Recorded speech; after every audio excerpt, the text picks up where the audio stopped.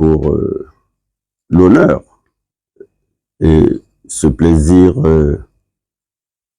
certainement partagé que j'ai avec votre média pour échanger autour de thèmes d'intérêt pour notre pays, pour la démocratie et bien sûr pour l'ancrage institutionnel, parce que votre première question aborde la question électorale.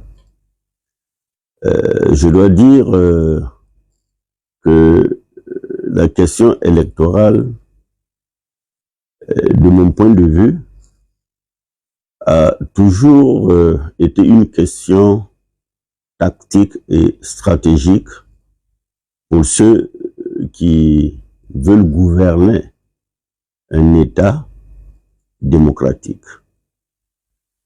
Ma petite expérience m'a amené à constater, à observer que quand le Burkina Faso a renoué avec la Constitution du 2 juin pour fonder la 4e République, chaque fois qu'il y avait un enjeu électoral, on modifiait le code électoral.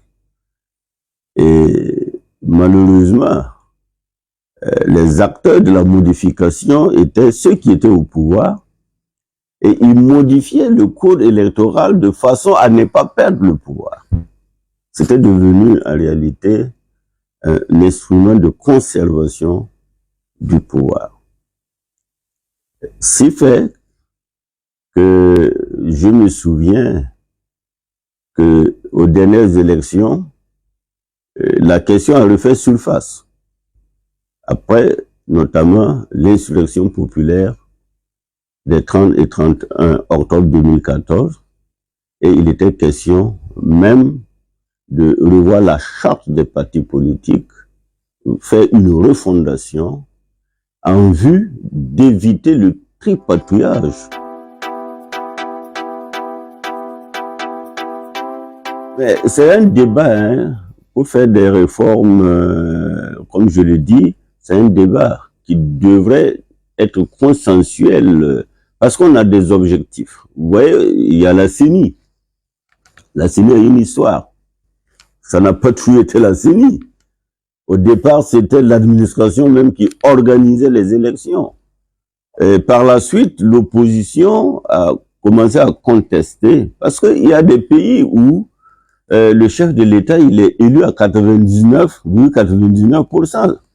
C'est une aberration, c'est absurde. Mais si vous voulez que le citoyen, de façon consciente, de façon libre, sans corruption électorale, choisisse les dirigeants, eh bien, vous devriez pouvoir faire des réformes en fonction. Et surtout, sévir a posteriori dès lors qu'il y aura des actes attentatoires à la loi. Nous avons eu, par exemple, en tant qu'avocat, à défendre des partis politiques, des candidats qui ont été floués sur le terrain par la corruption électorale. Donc, il faut d'abord travailler à éradiquer cela. Il y a des pays qui ont réussi. Parce que quand on dit, par exemple, un pays qui a 30 millions d'habitants, et le corps électoral, vous n'avez même pas 2 millions qui partent voter. Vous voyez que, quelque part, ça ne reflète pas, en tout cas, ce choix-là, le choix de la... À ce jour, on ne parle pas d'élection, puisque les partis politiques même sont en parenthèse. Mais je dis ce que je connais de par le passé, eh bien, la question a toujours été posée par les partis politiques qui souhaitent une refonte, une réforme, mais cela est en corrélation aussi avec la vie démocratique des partis politiques ou des acteurs politiques. Donc, de nos jours, nous sommes dans une période de transition où la priorité, c'est pas aller aux élections. Donc, pour moi, le débat n'est pas encore posé. Quand il sera posé, j'avoue qu'il y aura certainement des propositions. On pourra aussi s'inspirer de notre histoire. Mais je dis à la CENI qui existe en tant qu'institution. Il y en a même qui demandent qu'on dissolve la CENI. Mais je crois qu'il faut, en tout cas, un mécanisme de transparence, un mécanisme, en tout cas, qui donne confiance à l'électeur pour son choix libre, indépendant des éventuels... qu'il s'agit de choisir des gens qui vont décider du sort de l'ensemble des Burkinabés.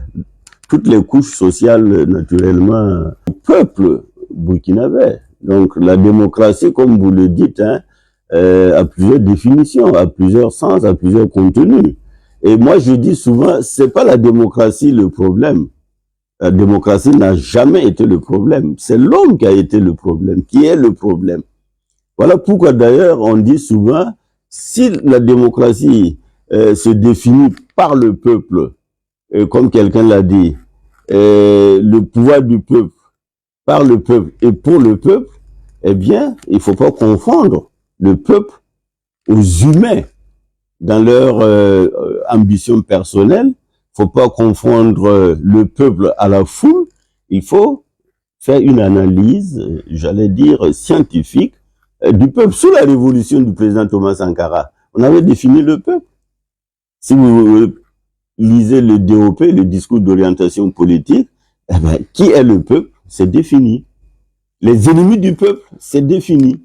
Et on définit maintenant une vision de la lutte qui est en réalité tributaire de la lutte des classes. Mais de plus en plus, ces notions disparaissent. Hein, et comme je vous le disais hors micro, vous voyez, Georges Bourdeau parle de la démocratie. Il définit la démocratie et vous avez les typologies de la démocratie. Donc, la démocratie n'est pas forcément aussi la question électorale. J'ai toujours, quand j'étais à la tête de l'UNIR, MPS, dit et soutenu que nous ne sommes pas un parti électoraliste. Un parti, sa première mission, sa première vocation, c'est l'éveil des consciences. C'est la maturité du peuple. Et quand le peuple prend en main son destin, il s'assume.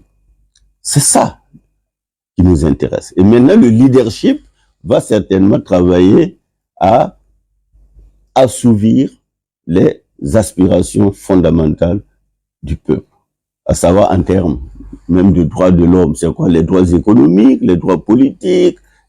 Mais il faut d'abord manger, boire sa soif et bien sûr vivre. Donc, vous voyez, même la Constitution a prévu ces droits fondamentaux-là. Mais pour un pays qui est occupé par l'ennemi, qui est en guerre, il y a une priorité, qui est d'abord de libérer le pays de l'histoire. Mais ce sont les jeunes qui se mettent au devant.